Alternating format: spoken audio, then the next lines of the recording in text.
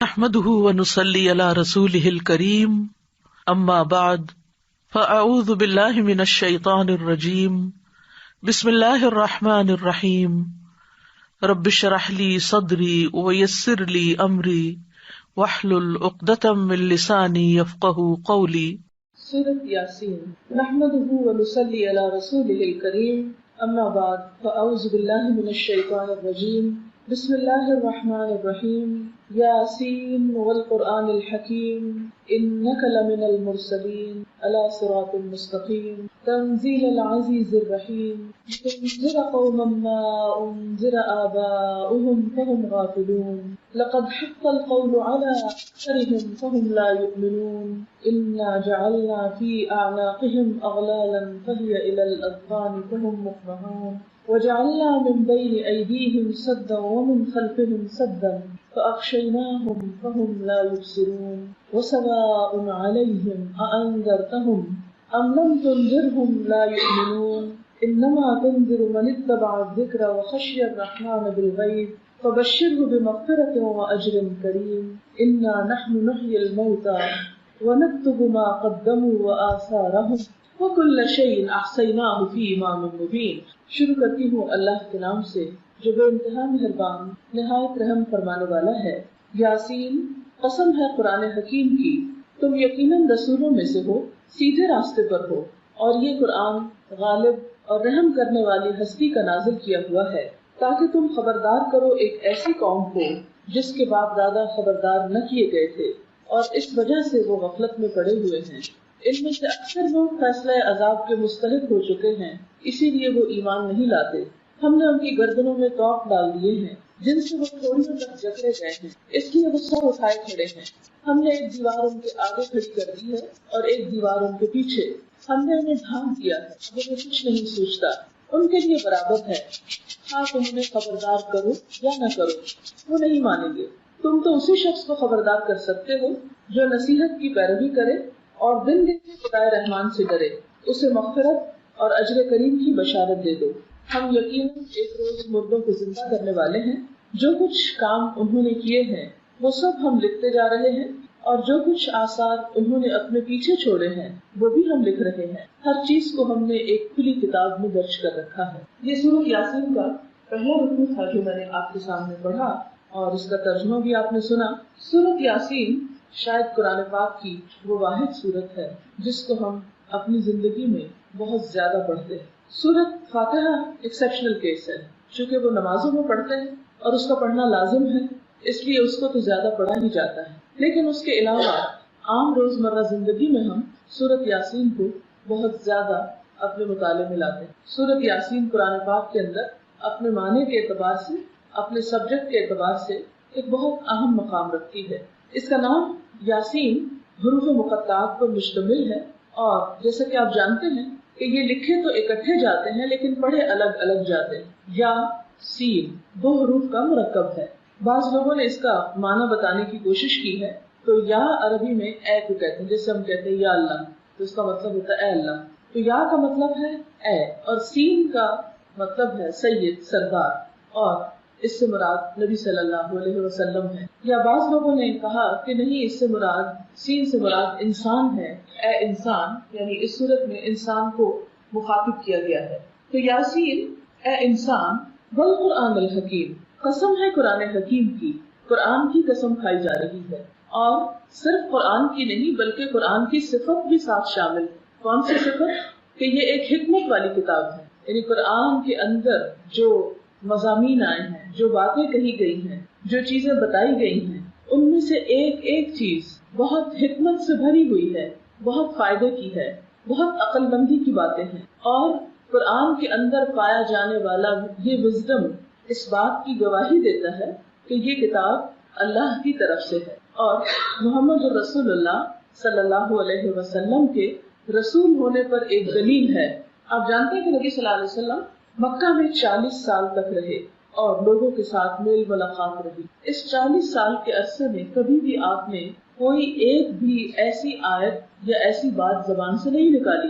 یکایک 40 سال کے بعد آپ نے ایسا کلام سنانا شروع کیا جو اس سے پہلے کبھی کسی کی اپروچ میں ہی نہیں تھا، کبھی کسی نے اس کے بارے میں سوچا ہی نہیں تھا کہ نہ یہ شعر ہے اور نہ یہ نثر ہے.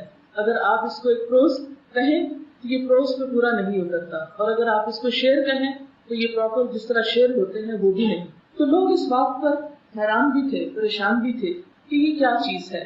لیکن دوسری طرف وہ حضور اکرم صلی اللہ علیہ وسلم کو نبی ماننے کے لیے بھی تیار نہ تھے. وہ یہ کہتے تھے کہ ایک شخص جو ہم ہی میں سے ہے، ہم کیسے مان لیں کہ ایک فرشتہ اس کے پاس آتا ہے اور وہ اللہ کا نبی ہو گیا ہے. اور اس میں کچھ ان کی انا بھی شامل تھی، تکبر بھی شامل تھا.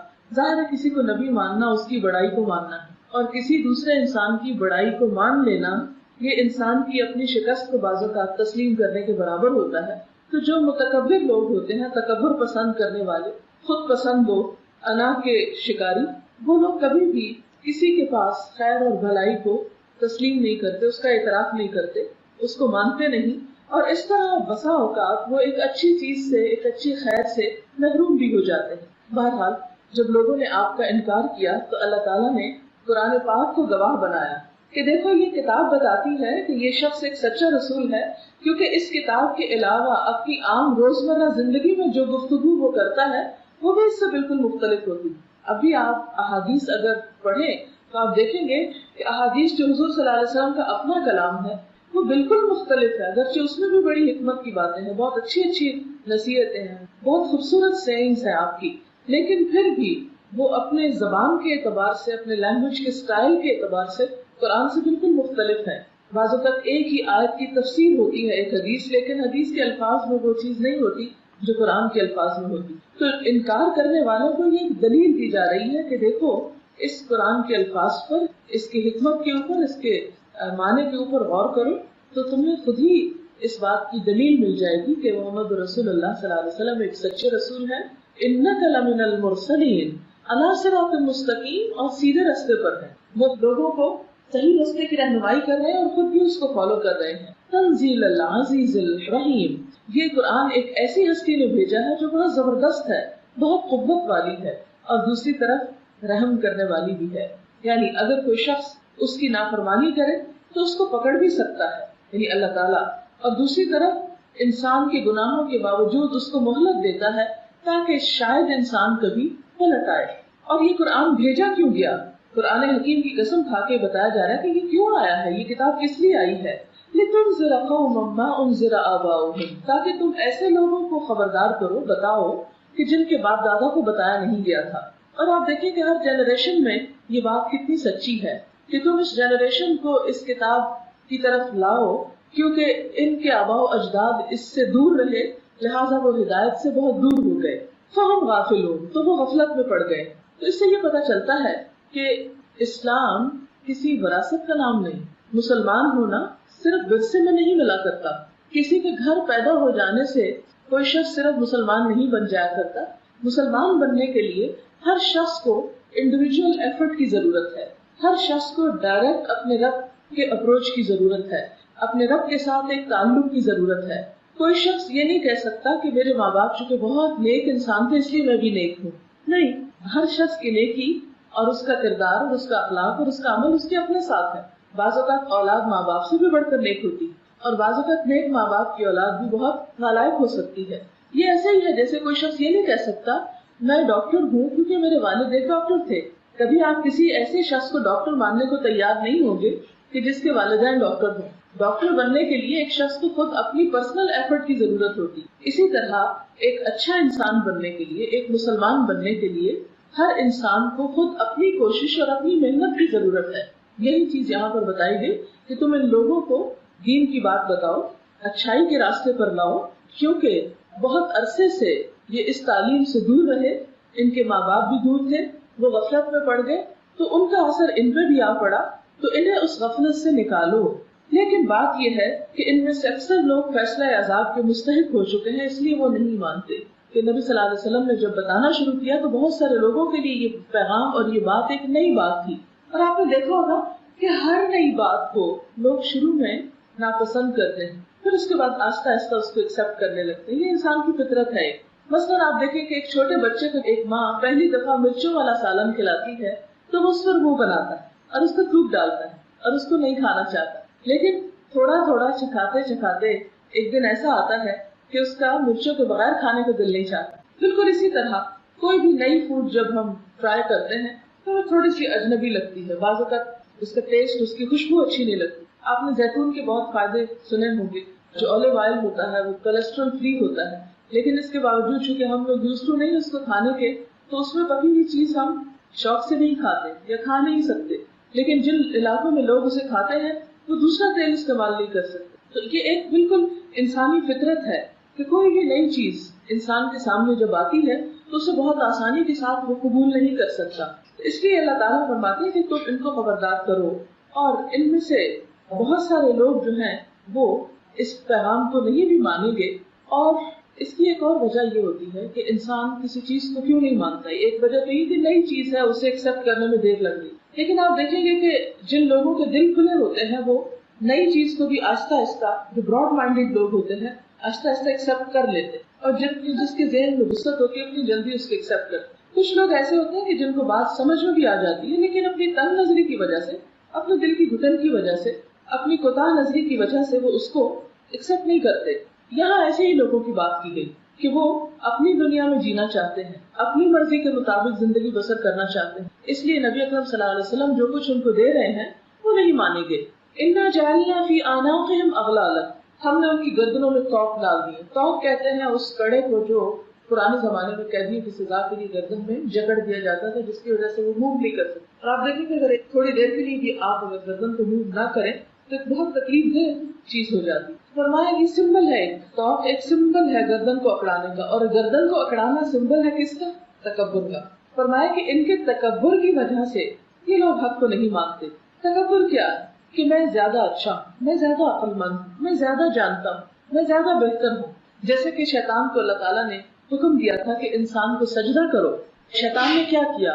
کہا انا خیر منہ، میں اس سے بہتر ہوں. خلقتنی من نار وخلقتہ من طین، مجھے تو نے آگ سے پیدا کیا، اس کو مٹی سے پیدا کیا، میں زیادہ اچھا ہوں، میں اس کے آگے کیوں جھکوں. لہٰذا اس کا یہ انکار اس کے تکبر کی وجہ سے تھا.